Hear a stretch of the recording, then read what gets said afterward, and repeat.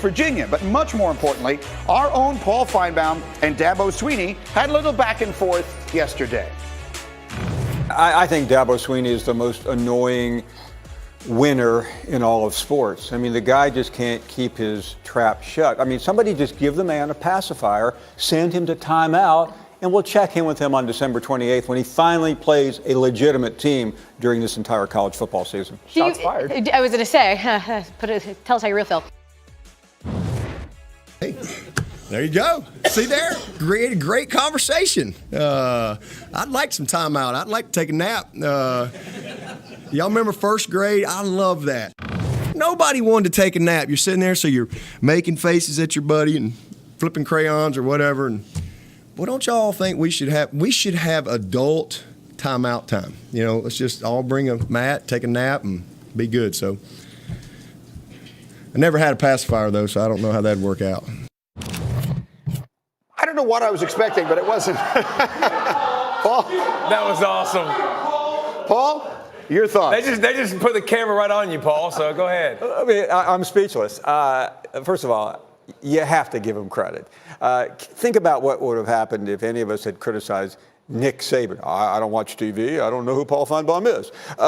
Or Jim Harbaugh. He would have been insulted. So, I mean, I can't really be upset. I loved what he did because he embraced the conversation, which is different than almost any college or pro. Imagine Belichick. I mean, that was really cool. What do you make of that whole thing? What do you make of all of this? This whole Dabo does not believe that his program gets the respect that it is due. Nobody has an easier job in college football than Dabo Swinney. Nobody. Explain. Because think about it. Nick Saban is trying to play psychologist. Ed Orgeron and Ryan Day, they're trying to find a way. Don't get too high on your team. Try to get them to not be complacent, not buy in. Dabo's got it built in every year. The media does it for him every single year. Poor Clemson. Now, let me take a step backwards, too, and make sure we say this. The ACC Coastal is terrible, okay? So let's not let them off the hook and say. Preach on. I mean, you're talking about 7 champions in 7 years. Like, that's not parity. That's not good. It's just really bad, okay? So he's got the easiest path in college football history. In college football history, it's the easiest path, but he's got the built-in motivation for his team every single year with this stuff. To be clear, for those who don't follow it closely, the ACC has 2 divisions. The Coastal is the one Clemson is not in, and they've had 7 different champions of that division in the last 7 years. Having asked that, because we do live in a world where we just watch these things and judge them, is Clemson the best team in the country? Are they the second? Just how good are they if they haven't really been tested? Well, here's the thing that's going to drive everybody nuts, and Paul talks about until they play anybody. Well, when they play somebody, they're going to beat them. And they're going to be right there in the mix. And Ryan Clark's LSU Tigers that he's so excited about, by the way, will be an underdog to Clemson. Well, this is why. Will be an underdog to Clemson. Will be an underdog to Ohio State. Oh, you're walking in here with backup? You better bring your backup, TV friend. Wait a minute. So let's try and have this conversation if we can. This is why the number 1 seed is so incredibly important. It is a 3-team tournament, we think, and there are 4 spots available. Yep. No matter who gets in at number 4, that team will be, in the eyes of most, a decided drop-off from the others. Yeah. Clemson's going to be curb stomped. So the most important thing is to be 1, not 2. Make your case for LSU. And that is why it should be based on resume. And now all of a sudden we're trying to say that Penn State and Wisconsin and these other teams, even Michigan, are better than the teams that LSU has beaten. And that's not the case. The other part of it is this for me. I'm not going to lie. When I thought Alabama was going to be number 4, I didn't even care about the number 1. Actually, I cared because I didn't want it. Yeah. Right? I'd rather them play Clemson. And so now when the resume looks the way it looks, and I agree with Greeny, if we go ahead and beat Georgia this weekend, you got to give them number 1 spot, not based on looking at the teams and going, oh, Chase Young, he looks better than these other players, based off of what these teams have done. Like, how can you say that what LSU has done won't be more impressive than Ohio State? Right now, currently, they have more top 25 wins. Because Texas fell out of the top 25. Hold on. 4. You count Cincinnati, aren't you? They're in the top 25. You want to go? Hey, how about this? All the games decided by 24-point average. They destroyed everybody. Michigan running hot, looking great. destroyed. Now listen, I'm glad your defense finally showed up this past None of those wins are bigger than going to Alabama with Tua Tagovailoa and winning that game. And giving up 41 to a. So that's what we're doing now. They gave up 41. You gave up 41 to a team with a quarterback that was limping around throwing the ball. You know what? Still dropping dimes. I tell you what, I don't expect anything different from a guy who we're going to curb stump this weekend. Okay. LSU and Georgia on Saturday. Today on SportsCenter at 6 Eastern after PTI, Sage and Nagandi will look at Patrick Mahomes and the Chiefs' underdog mentality, plus how Tom Brady can put a stop to the Patriots' offensive struggles, and tracking the Yankees' chase for Steven Strasburg and Garrett Cole. SportsCenter today, 6 Eastern on ESPN. Coming up, when is a dunk not a dunk when it was clearly a dunk? Jalen Rose will explain what they need to do now. Next. Became a graduate assistant. Get in the gym, bro. Well, I just got buffalo chicken dip. Baker. Bruh. Lord. As everyone laughs at the way I read your tweet. I can't even do it with a straight face. It's everybody's favorite. It's Explain Your Tweets. Ryan Clark is a phenomenal follow on Twitter, and we'll go through some of the tweets and see if we can understand them. And the first one is my favorite. Here we go. Bruh, Roger Goodell is full of doo-doo. If he really cared about... You got to separate doo-doo a little bit. He's full of doo-doo. There we go. If he really cared about player safety, he would stop Lamar Jackson from playing with people's eldest sons.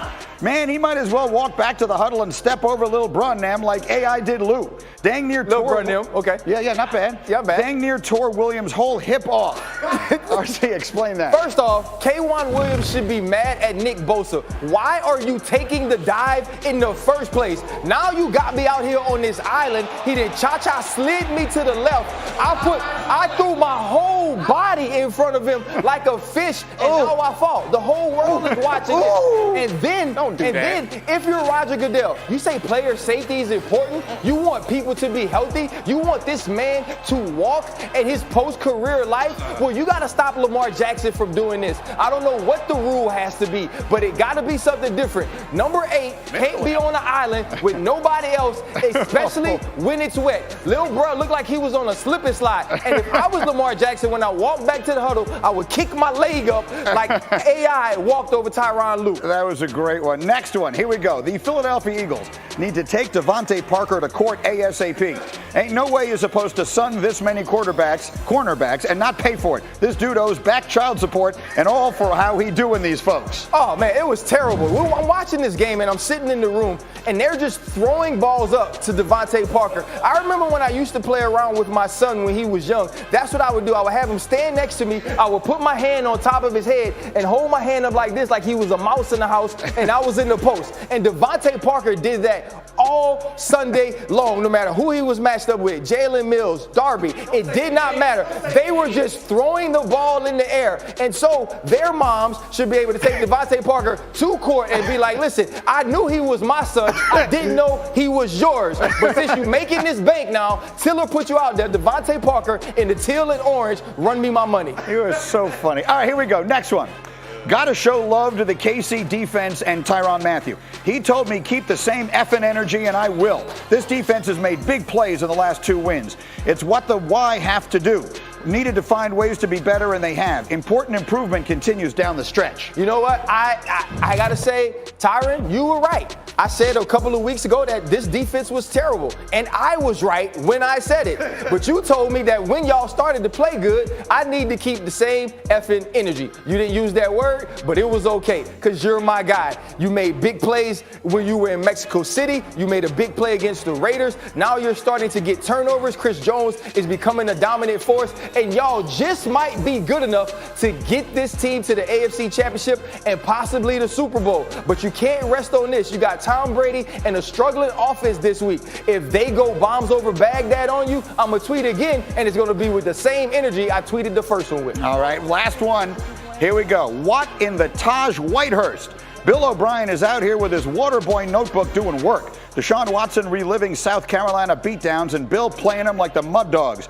Man done ran a South Lafourche wing T reverse option South pitch. Lafourche. It's Lafourche. Lafourche? Yep. A South Lafourche wing T reverse option pitch on the times are a-changing. Hey, the times are changing. You know who's from South Lafourche? Ed Ogeron. That's who's from South Lafourche. You know who probably was South Lafourche too? The coach on the water boy. But it's all good. Bill O'Brien is not playing with them. You know you're better than a team when you run a play that your 2 stars drew up on bye-week vacation. The other part is this. Your 2 stars went on vacation during bye week, left the country. That's how you know people ain't worried about Tom Brady and them. This is different. Tom Brady probably had a band on, running in the sand, doing the Dak Prescott during the bye week. These boys went out, partied, drew up plays in the sand. You chose to come out and run them on the GOAT and then beat them. It's a whole different world now. People ain't playing no more. This is like Jackie saying that he's the king of R&B when everybody knows it ain't him. That's one What? outstanding job.